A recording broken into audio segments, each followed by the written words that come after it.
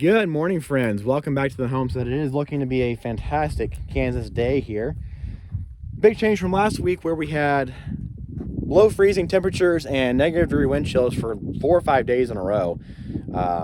In fact, I don't know what day it was, Monday or Tuesday of last week, I woke up, it was in the upper 40s. Looking to be a good day, forecasted to be in the 50s. Came outside, started doing work, and by noon, a cold front came through. It dropped down to the low 20s. Snow started falling, nothing stuck. But it's like, you never know what you're gonna get until you get it here in Kansas, and that's just part of living in the Midwest and why I love it. But it does kind of, make a difference in your daily plans. And so, what I've been doing for the last couple of days was supposed to happen last week, and now it's all held off and everything. But now I'm getting stuff done. In a previous video, I was talking about adding on 100 square foot to my chicken coop. And so I've been doing some groundwork. I've got all this stuff leveled out and figured out to start laying my footings. And I'm going to start building on and adding on to this chicken coop fairly soon. Even though prices are getting astronomically high, I'm going to have to figure out how I'm going to do this on a quality budget and make it look good if I don't just do the same thing with the siding. Anyhow, I've been doing dirt work here and in a couple other places. So let's go over to the other place where some things are going to start happening over there. And with the power, the record button over there becomes over here to the next spot where I've been doing some brush cleanup and ground clearing. And the significance of this area right here is because it's going to be the new home for our first honeybee hive on the property. My wife wanted a new hobby, and she has numerous friends who are bee farmers, and so she thought it would be a cool thing to do. So she's done a lot of reading, a lot of research, and some discussing with individuals who know what they're talking about. And so bees are extremely important to life. We need them to pollinate our trees and our plants. And so we get to reap the benefits by taking their honey from them. It's theft. Almost like taxation. Anyhow, I've actually got a new garden planned right here. Of course, our tree grove is right here. But I'm going to have a smaller garden right here. And the big reason for that is for the honeybees that'll be right here. And, bees travel, 3, 4, 5 miles away from their hives to gather pollen. And so where we live, unfortunately, this is the best place we could find that was out of the direct winds that we get here. Last year we had 2 or 3 windstorms that came through with 40 to 50 mile an hour sustained winds. One of those storms had gusts upwards to 80 miles an hour, and that storm actually did some major damage to this tree. I don't know if you can see the main trunks there or not, but all the big branches up top, this one right there and some others in there, well, they broke off and fell, and one of the branches fell, I don't know, it was like 30 or 40 feet from the base over here. That wind was coming from the northwest and just took some other stuff with it, as well as this big limb that I cut off just the other day to clean it up. That one right there was cracked out here, but that's the size of my hand. And so my idea is, we've got these old pallets. Got this from a hardware store locally. They're torn up. They're not going to be the greatest thing for the time being, but I need to build a windbreak for the honeybee hive. And the honeybee hive will face south, which is that direction, or south-southeast.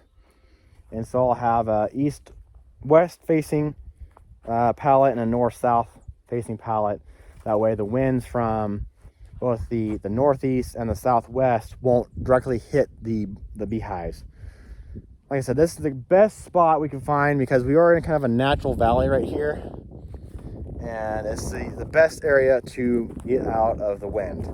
So I'm sure I'll have a whole slew of videos on introducing honeybees to the property. It's not my thing necessarily. I am, very supportive of my wife doing this project. 100%, absolutely. And, well, like I said, I'll probably just do some videos and show you how our first year of honeybee farming goes. I'm sure we'll be getting pretty deep into that as I've got pretty deep into my chickens and my ducks and that kind of stuff, and going to be adding some more livestock to the homestead. So I'm sure I'll be building my own supers and brooder boxes fairly soon. Now I know I'm full of plans and ideas, and some of them are good, some of them are bad, but I'm going to try something out this year also. If you guys have been watching videos in the past, you know that I had to bring up all this dirt. Every bit of dirt that the chicken coop is sitting on right now, I had to move from a borrow pit over there. And from down at this point down here, where I'm at, to there is a 6 foot difference. It may not look like it, but there's definitely 6 foot. I am going to go and bury into the ground and pull all this dirt out. And then come up here, I'm going to build a railroad tie retaining wall. And then I think I'm going to do like an 8x10 structure that's going to come out here to serve as a permanent home for my meat birds. Now, last year when I did my meat birds, I had a chicken tractor that I moved around the backyard.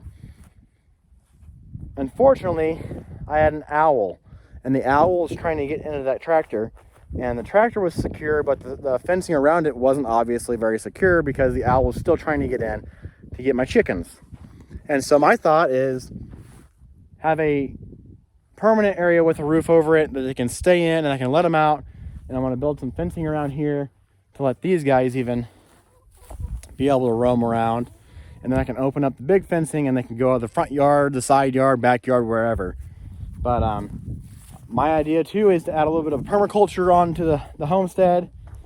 Try to get away from having to buy feed for my chickens, let them do more free range grazing. And so I can actually utilize, my compost bins and do what some guys on YouTube are doing by creating compost with my chicken manure. So, I don't know how well it's going to work out. I have big plans. I have a lot of free things that people have given me. I have lumber. In fact, yesterday, my trailer is full. Almost $700 worth of lumber that was kind of warped or maybe has a crack in it or whatever it is that I can use to build numerous structures on the homestead. $700 of lumber is a lot of lumber. Well, would have been a lot of lumber 2 or 3 years ago. Now it's really about $200 worth of lumber 2 or 3 years ago.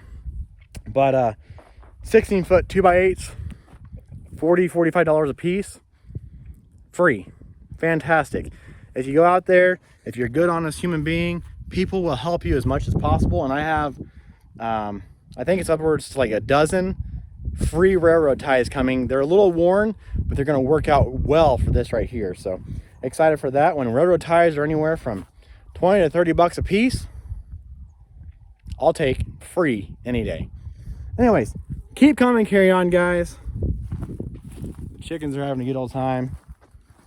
You guys be safe, and I'll see you on the next video.